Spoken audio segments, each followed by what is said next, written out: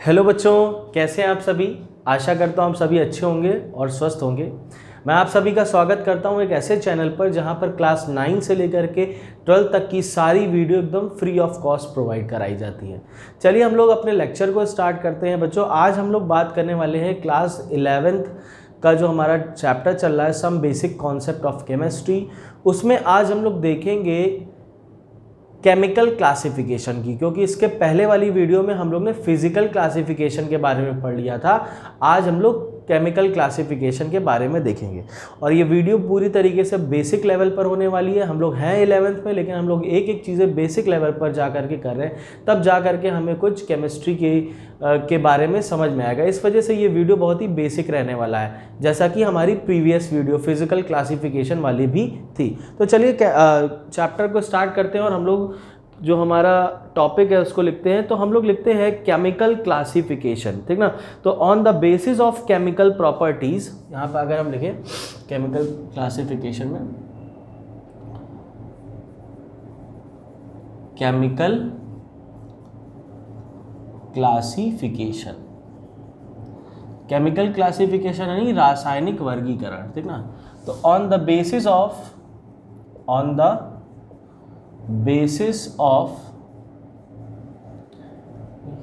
chemical properties, on the basis of chemical properties, matter can be classified as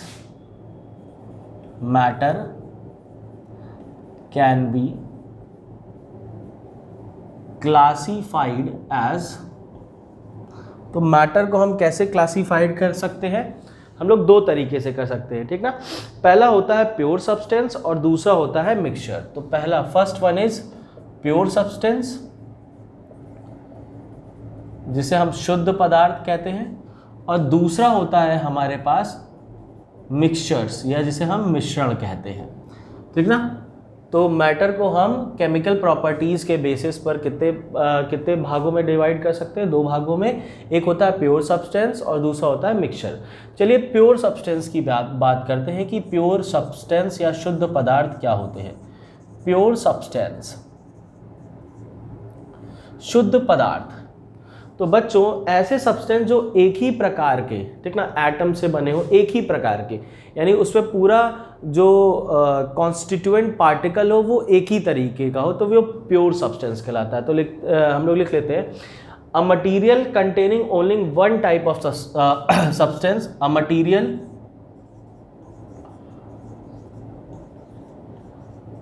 containing only one type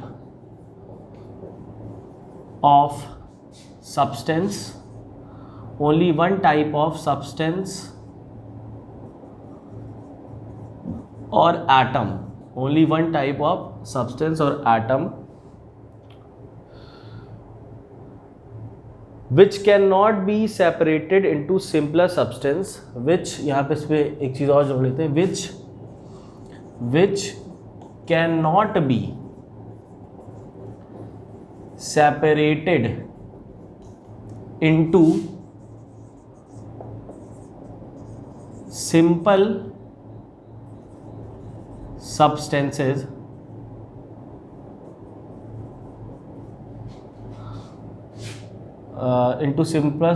by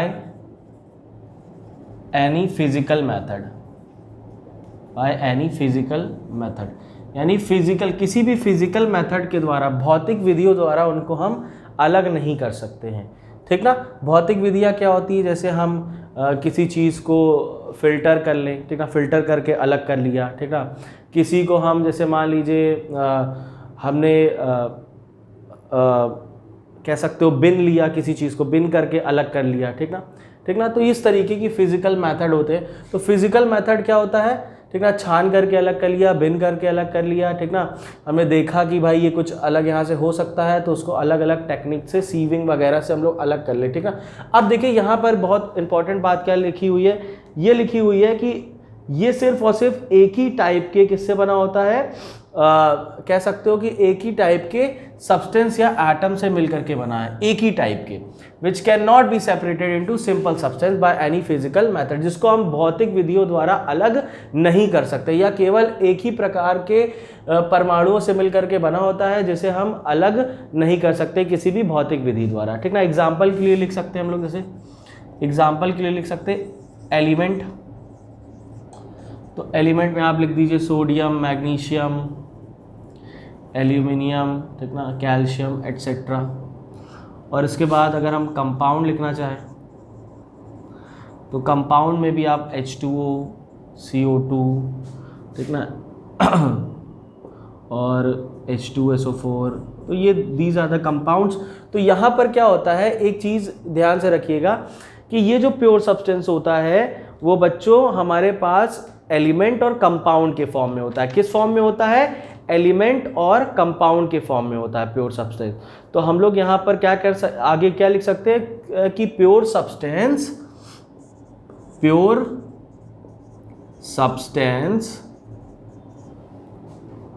further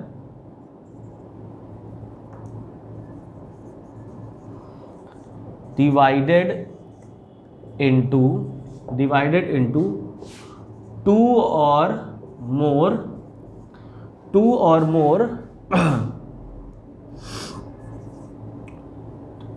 एक मिनट, to divided into two और more, to pure substance further divided into two या following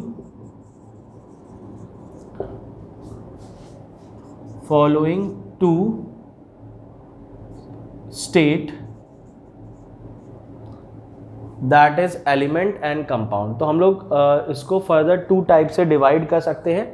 तो वो हो गया हमारा, कौन सा हो गया, पहला A will be element and B will be compound. तो एलिमेंट और कंपाउंड की बात करते हैं, ठीक ना। चलिए पहले एलिमेंट की बात करते हैं, फिर कंपाउंड की बात करेंगे, ठीक। तो एलिमेंट क्या होता है बच्चों, ये भी एक तरीके का प्योर सब्सटेंस होता है जिसमें एक ही तरीके के एटम होंगे, ठीक ना। दोज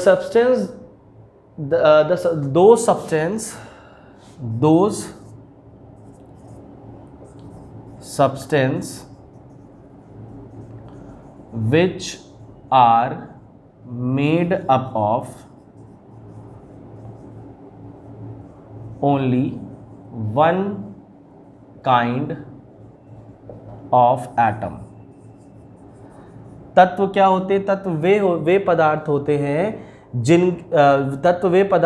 हैं जो केवल एक ही परमाणु से मिलकर के बने होते हैं, ठीक ना। तत्व वे पदार्थ होते हैं जो केवल एक ही पदार्थ से मिलकर बने होते हैं। एलिमेंट मतलब क्या होता है, तत्व होता है। तो those substance which are made up of only one kind of atom is called element. उसको हम लोग क्या बोलते हैं, एलिमेंट कहते हैं। अभी एग्जाम्पल जैसे मैंने आपके सामने लिखा ही था, ठीक ना। तो इसको हम लोग क्या बोलते हैं, इसको हम लोग सॉरी बच्चों, इसको हम लोग तीन पार्ट में क्लासिफाइड कर सकते हैं, ठीक ना। इट कैन बी क्लासिफाइड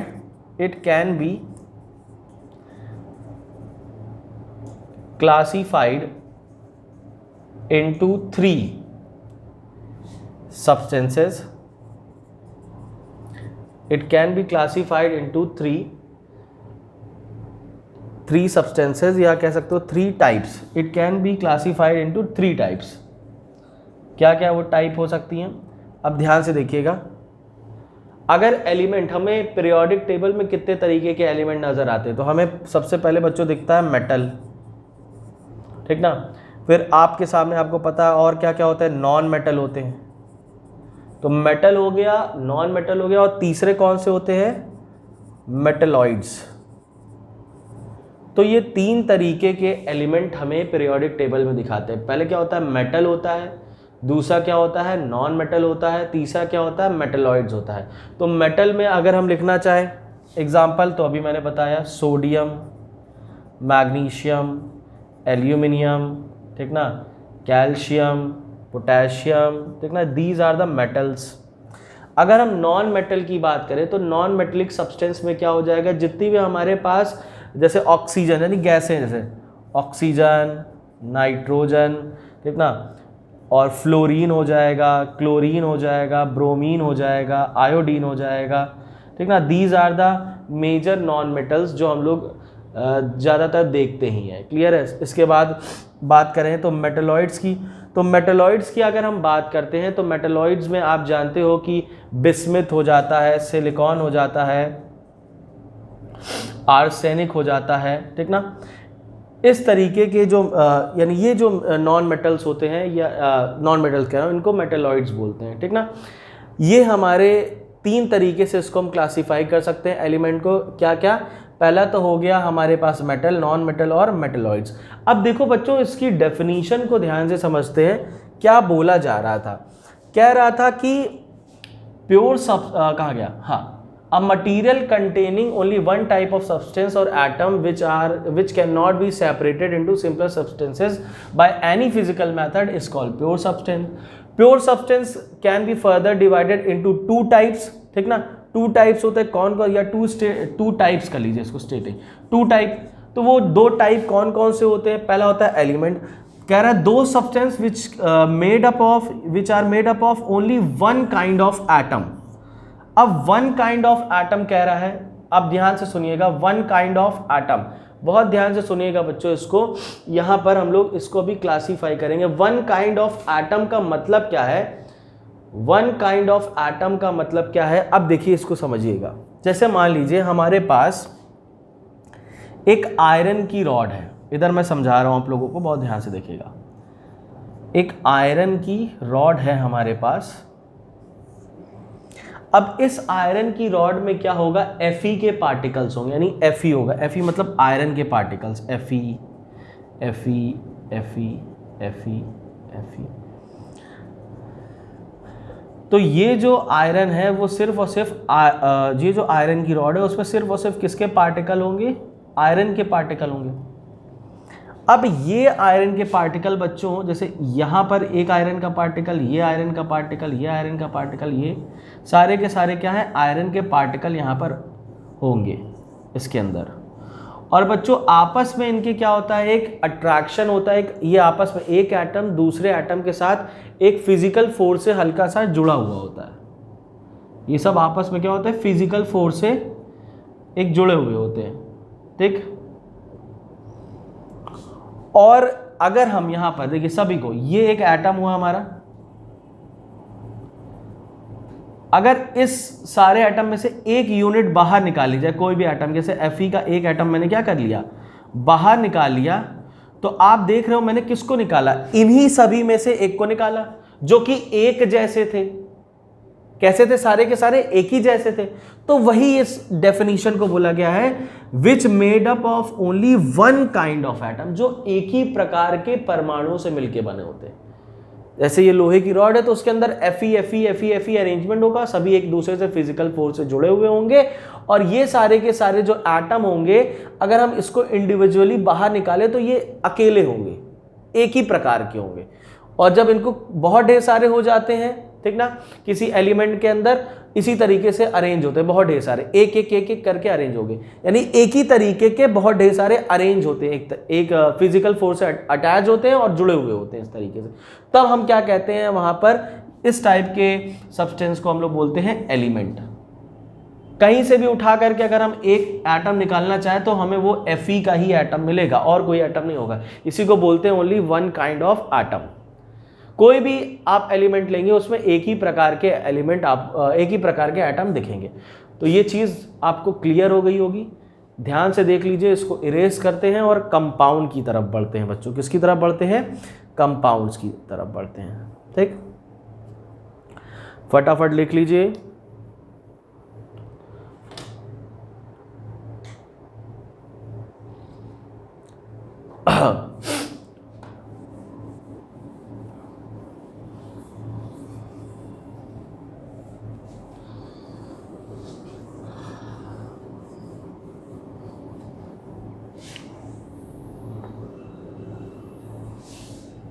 चलिए बच्चों कंपाउंड के बारे में बात कर लेते हैं। कंपाउंड्स, इसे हिंदी में यौगिक कहते हैं, ठीक ना। तो क्या कह रहा है, it is defined as a pure substance containing more than one kind of elements और atom.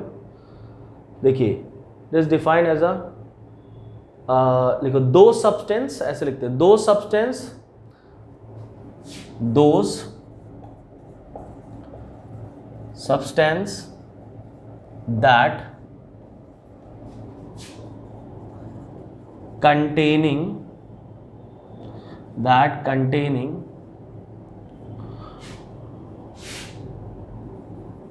more than one kind of atom, more than one kind of atom or element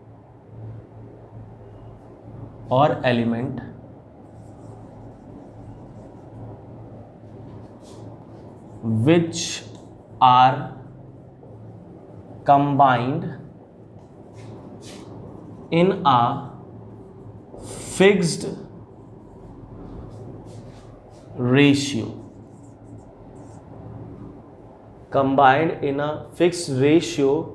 by mass,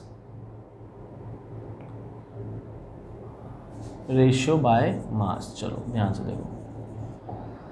अब यहां पर क्या कह रहा है, those substance that containing more than one kind of atom और elements, ऐसे सब्सटेंस जिसमें एक या एक से ज़्यादा प्रकार के आप कह सकते हो एटम या एलिमेंट आते हैं, उनको हम लोग क्या बोलते हैं, उनको हम कंपाउंड कहते हैं, ठीक ना। और ये सभी के सभी जो एटम या एलिमेंट होते हैं किसी कंपाउंड के अंदर, वो फिक्स्ड रेशियो में अरेंज होते हैं बाय मास के।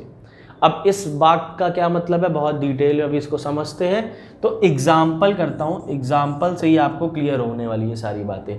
अब जैसे एक नोट पॉइंट और लिख लेते हैं, फिर एग्जाम्पल को समझते हैं। पहले एक नोट पॉइंट लिखते हैं, फिर एग्जाम्पल को समझते हैं, ठीक। तो नोट पॉइंट क्या है, the properties of a compound are, the properties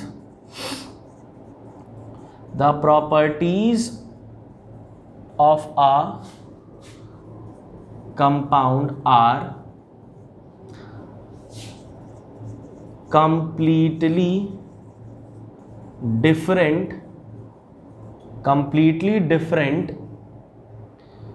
from those of its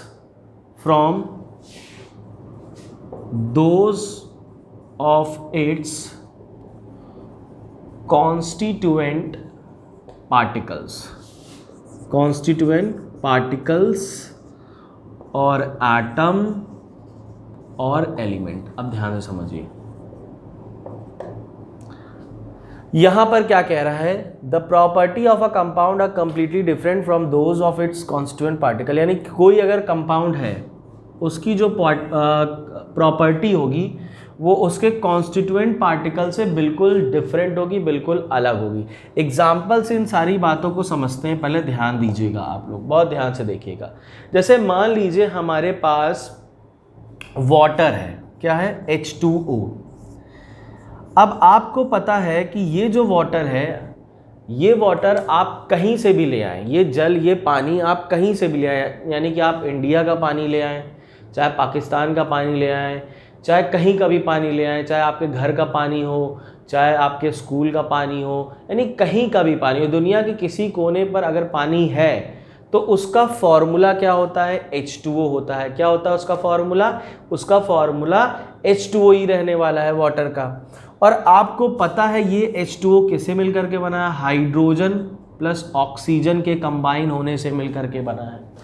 अगर हम इसका कहें यहाँ पे कितने एटम अगर कंबाइन है, तो आप ध्यान से देखोगे, यहाँ पर आपको दिख रहा होगा H2O में यहाँ पे 2 एटम आपके हाइड्रोजन के हैं और 1 एटम किसका है, आपका ऑक्सीजन का है।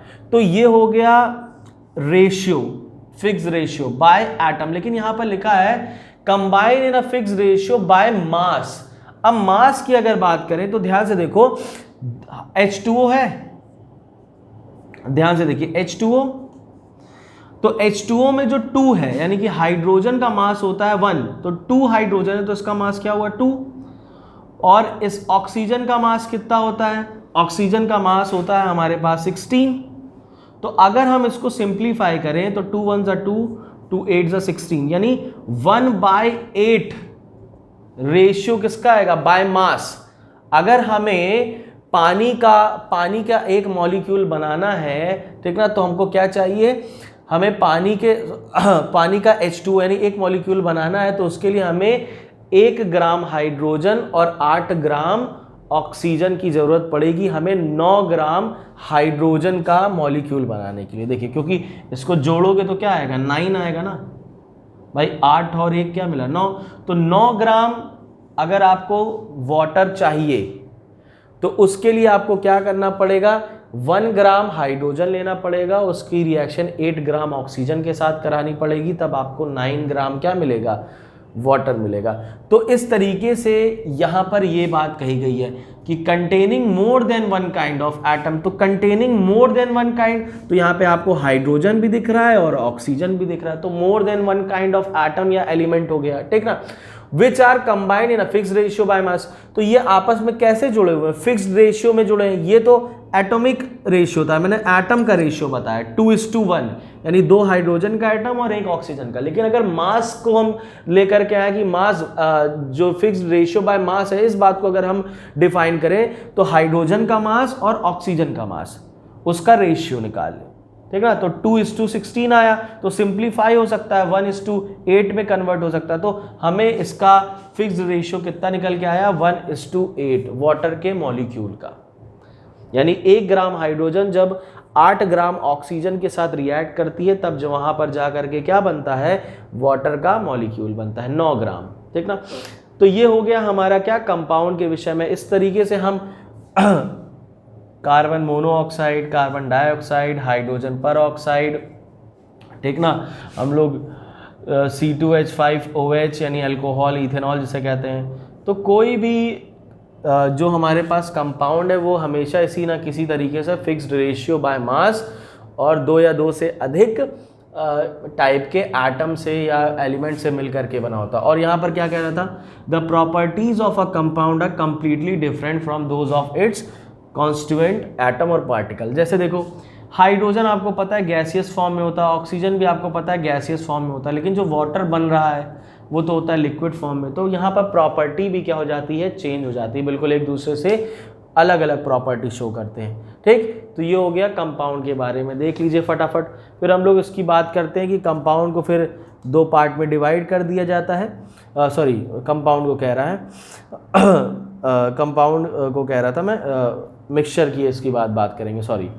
तो हम लोग ने देखा कि जो हमारा प्योर सब्सटेंस था उसको 2 पार्ट में डिवाइड किया गया था, एलिमेंट और कंपाउंड। एलिमेंट हमने देखा जो एक तरीके के एटम से मिलकर के बने उसे एलिमेंट कहते हैं, जो 2 या 2 से अधिक टाइप के एटम से मिलकर, एटम या एलिमेंट कह लो, उससे मिलकर के बने होते हैं, वो भी फिक्स्ड रेशियो में, उसको हम कंपाउंड कहते हैं। इसके बाद हम लोग बात करते हैं मिक्सचर्स की। ध्यान से देख लीजिए, स्क्रीनशॉट ले लीजिए, इसको मैं इरेज करता हूँ।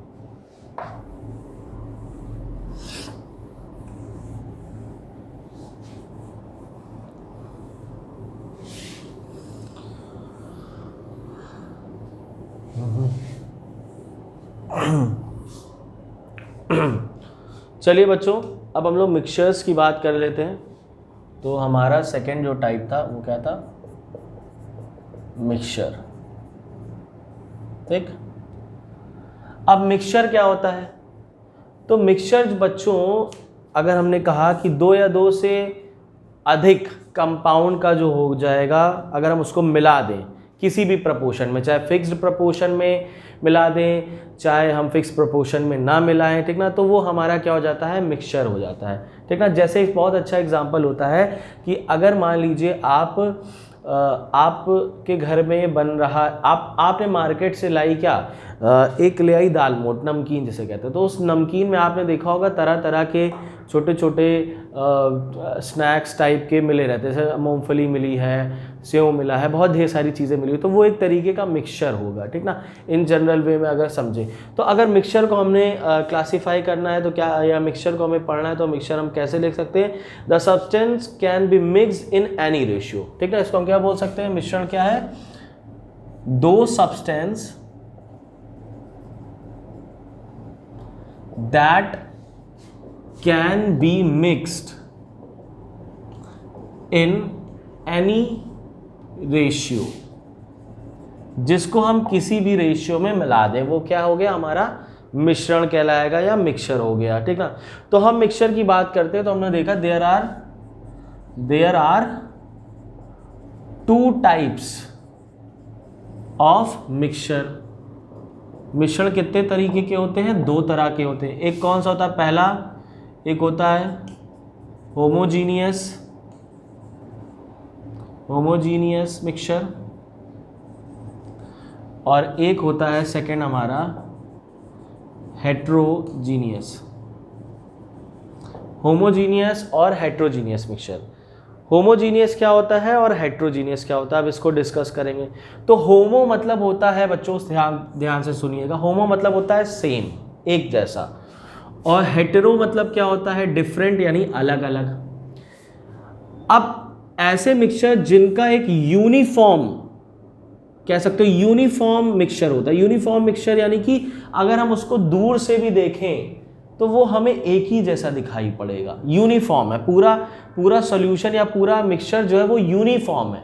यूनिफॉर्म का मतलब क्या होता है, उसमें क्या कंपोनेंट मिला है, क्या आपने कुछ भी मिलाया है वो हमें पता ही नहीं चल रहा है इसमें मिला क्या हुआ। दूर से देख रहे हैं तो एक ही जैसा दिख रहा है। जैसे मान लीजिए पानी में आपने क्या मिलाया, सॉल्ट, तो सॉल्ट डिजोल्व कर दिया और रख दिया, तो यूनिफॉर्म मिक्सचर हो गया, हमें पता ही नहीं चला। दूर से देख के तो बिना टेस्ट करे हम पहचान नहीं पाएंगे कि उसमें क्या मिला हुआ है, तो इसको बोलते हैं यूनिफॉर्म मिक्सचर। और हेट्रो मतलब होता है डिफरेंट, जहाँ पे डिफरेंट टाइप के हम चीज़ों को मिलाते हैं और ये यूनिफॉर्म नहीं होता है। यूनिफॉर्म कैसे नहीं होता, क्योंकि इस मिक्सचर में जो भी चीज़ हम मिलाएंगे वो हमें साफ साफ दूर से देख करके पता चल जाएगी। जैसे आपने वाटर में क्या मिला दिया, सैंड, तो होमो मीन्स हुआ एक जैसा कॉम्पोजिशन, और हेट्रो मतलब होता है डिफरेंट, तो जिसका कॉम्पोजिशन पूरा एक जैसा हो जाए, जिसके ऐसे मिक्सचर या ऐसे मिश्रण जिनका संगठन एक जैसा हो जाए, संगठन, उसको समांगी मिश्रण कहते हैं। और ऐसा मिश्रण जिसका संगठन अलग अलग हो, ठीक ना, या अलग हो, उसको हम क्या बोलते हैं, विषमांगी मिश्रण या हेट्रोजीनियस। संगठन मतलब होता है कॉम्पोजिशन, तो same composition homogeneous, different composition यानी हेट्रोजीनियस। तो चलिए इसको डिफाइन कर लेते हैं। तो होमोजीनियस क्या होता है उसके बारे में लिख लेते हैं, फिर हेट्रोजीनियस क्या होता है उसके बारे में लिख लेते हैं। तो the mixture in which all the components are present uniformly, the mixture where all the components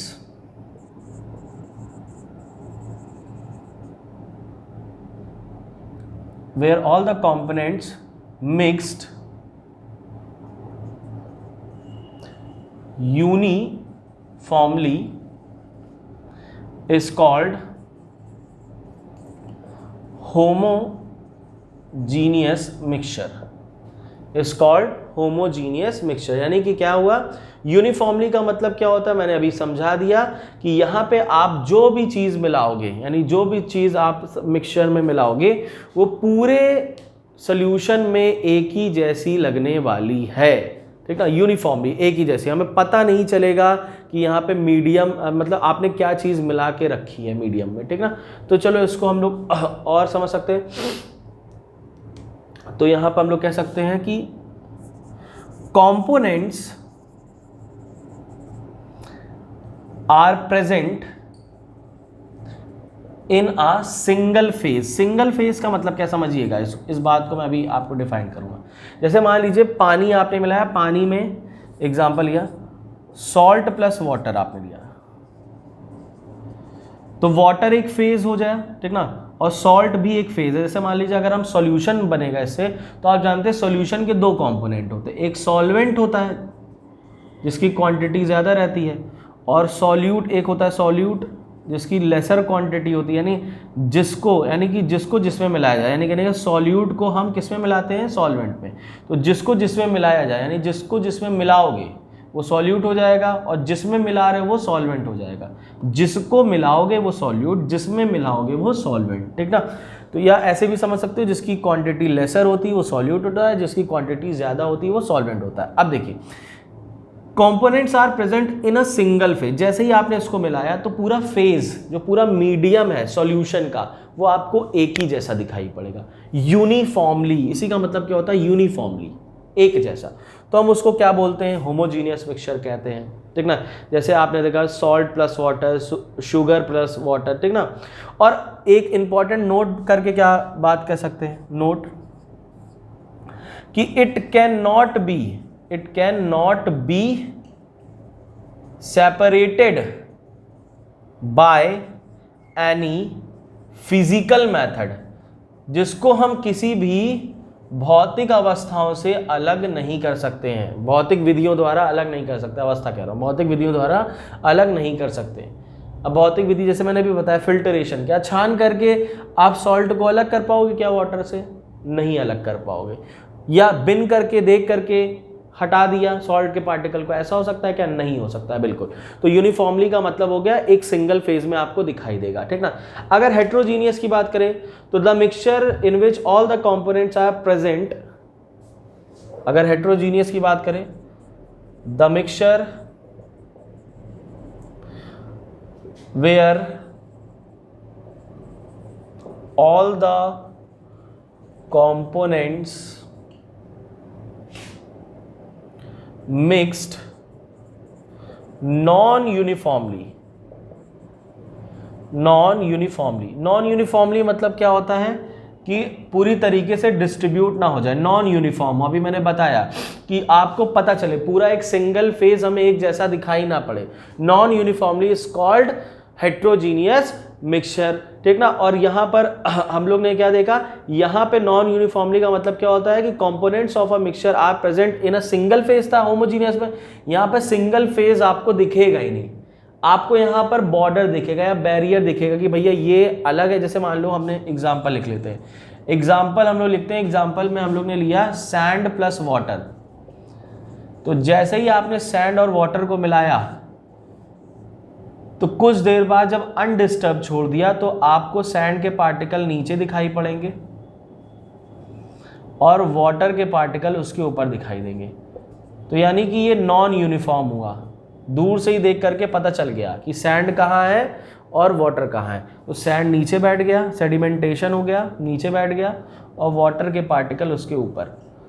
तो ये नॉन यूनिफॉर्मली डिस्ट्रीब्यूटेड रहते हैं यहाँ पर कंपोनेंट्स, ठीक ना। इसको हम हेट्रोजीनियस मिक्सचर कहते हैं, ठीक ना। मैंने पहले हेट्रो मतलब क्या होता है, डिफरेंट, होम मतलब क्या होता है, सेम, तो सेम कॉम्पोजिशन और डिफरेंट कॉम्पोजिशन। तो यहाँ पे डिफरेंट कॉम्पोजिशन दिख रही है, सेम मतलब एक सिंगल फेज में आ जाता है, कुछ पता नहीं चलता है कि क्या आपने मिला करके रखा है, ठीक ना। सैंड प्लस वाटर हो गया, ऑयल प्लस वाटर हो गया, ठीक ना। ऑयल प्लस वाटर लिख सकते हो, oil plus water, sand plus water, ठीक ना। और आयरन फिलिंग्स